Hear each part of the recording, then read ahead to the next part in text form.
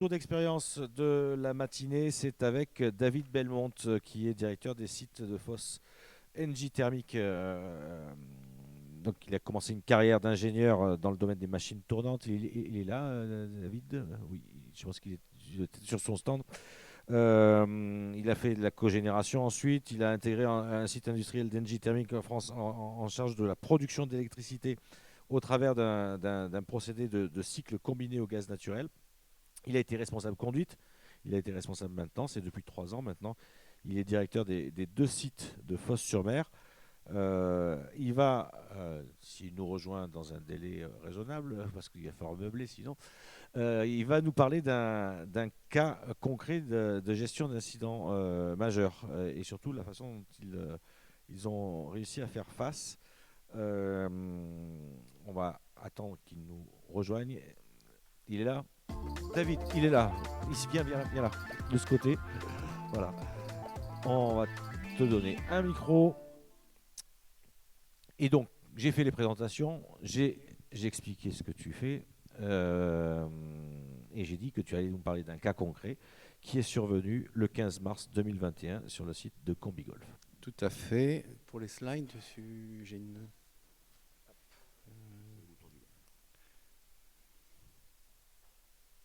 Ok. Ok, donc je vais revenir sur un Rex, donc sur notre site industriel de Comigolf. Un incident pas banal, puisqu'on a, on a un transformateur auxiliaire qui a explosé en pleine production. Donc on était sur notre production de 400 mégawatts au gaz. Et donc cet événement-là est arrivé vers 19 heures en fin de journée. Fort heureusement, des dégâts uniquement matériels sont à noter. On était en effectif très réduit sur le site vu l'horaire. Il y avait moi encore et puis l'équipe de car en poste à ce moment-là dans la salle de contrôle.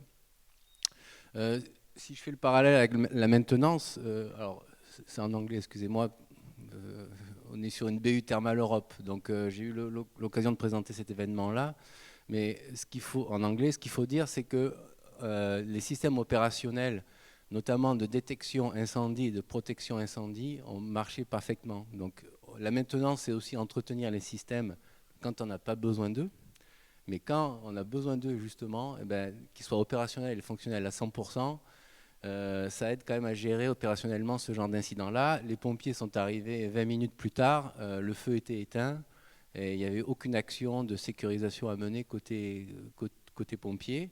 Et il y a eu un blackout forcément sur l'usine et pareil, l'équipement, le diesel de secours électrique, lui aussi a très bien fonctionné. Il y a des tests périodiques qui sont réalisés chaque semaine et on voit l'utilité aussi de ce genre d'essai. Là, j'ai mis quelques images parce que c'était assez. Donc, phénomène de blast, vous voyez le transformateur sur la partie gauche. Sur la partie droite également, vu de face, le transformateur. Alors, c'est un transformateur avec un primaire 20 kV et un soutirage avec deux enroulements secondaires 6,6 kV pour des gros moteurs et puis une tension aussi de 5,5 kV. Donc, un transformateur spécifique. Et ça va avoir de l'impact derrière sur le REX et sur l'analyse de l'incident. Donc voilà, des dégâts, une explosion, du feu, il y a de l'huile dans ce transformateur-là.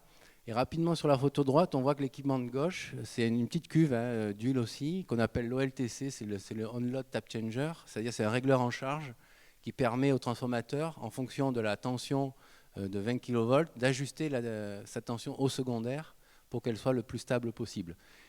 Le court-circuit a eu lieu à l'intérieur de cette cuve-là, ce petit compartiment d'huile. On verra derrière que c'est une huile qui n'était pas analysée de manière annuelle, à la différence du gros réservoir du transformateur à proprement parler. Donc c'est une des actions issues du RCA, de la root cause analysis de l'incident. Donc on a rapidement trouvé l'origine de la cause. Ce que je voulais mettre en avant sur la présentation, alors sur la première partie, on a mis en place une solution provisoire et, avec un transformateur de secours. Là aussi, il y a le sujet des pièces de rechange. On n'avait pas ce transformateur-là en secours sur la flotte NJ Europe. mais grâce à une collaboration, et là aussi c'est l'importance de la maintenance et aussi des réseaux, c'est effectivement trouver un transformateur qui était en Espagne, exploité en stockage, exploité par EDP, Électricité du Portugal.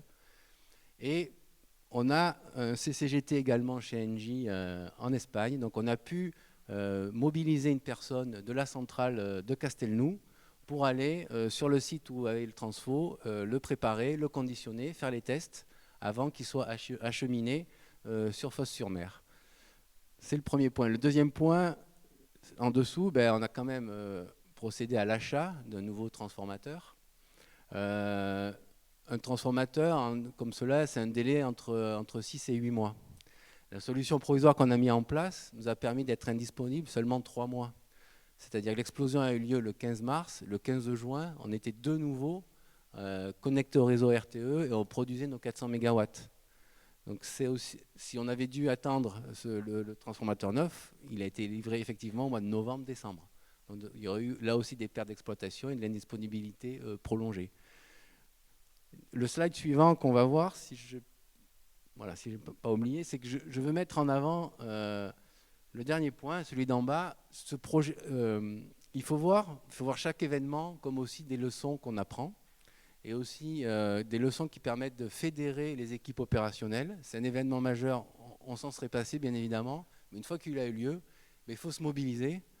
Et il y a des actes managériaux qui sont importants aussi. Donc dès le lendemain, cellule de crise, mais aussi fédérer les équipes, les remotiver sur ce projet-là, qui a duré 3 mois, pour pouvoir pallier à cet incident-là et de nouveau être opérationnel. Donc, je pense que c'est important parce que c'est les hommes qui vont contribuer à la réussite de ce projet-là, de changement. Et donc les équipes opérationnelles de maintenance, avec nos experts, ça aussi c'est un message à faire passer. La maintenance, c'est un métier passionnant.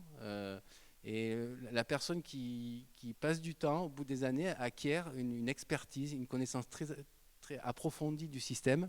Et ça, c'est une compétence aussi qui est recherchée d'expertise sur un transformateur, par exemple, où on a des gens qui connaissent le design, mais par cœur, du transformateur, qui savent quel équipement est à surveiller, à quelle fréquence est à changer. Donc ça, c'est aussi un message que je voudrais faire passer sur le métier de la maintenance.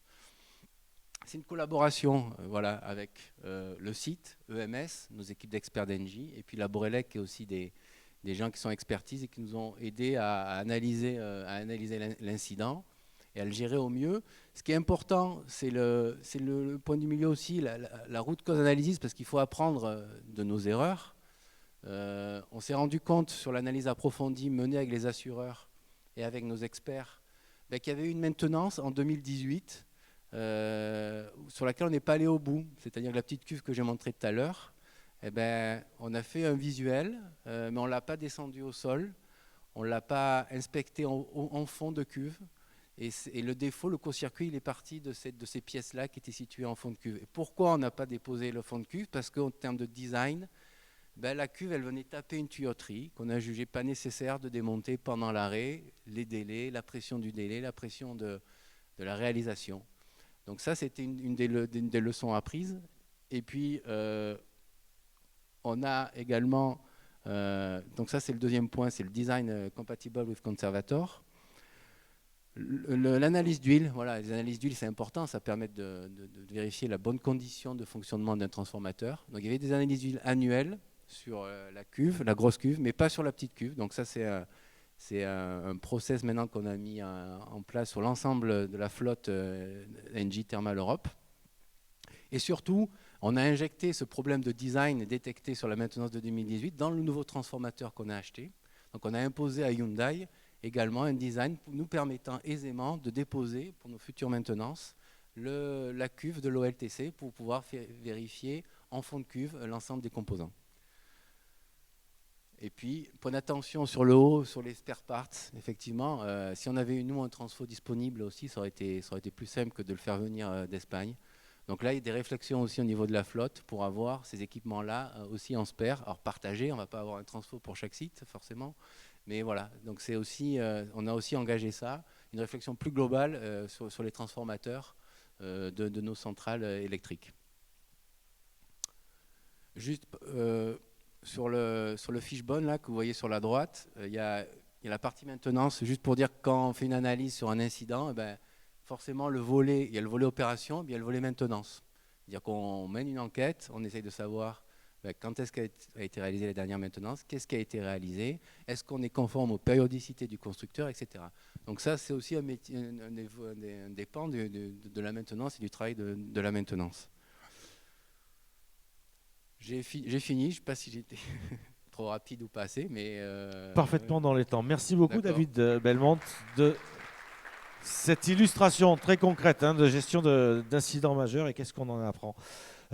C'est la fin de cette matinée. Nous allons passer au buffet pour ceux qui sont présents. Sur YouTube, on se retrouve tout à l'heure à 14h30 et dans la salle pour une autre table ronde et on va parler de formation, bien évidemment. On va parler de connaissances au sens large du terme. À tout à l'heure.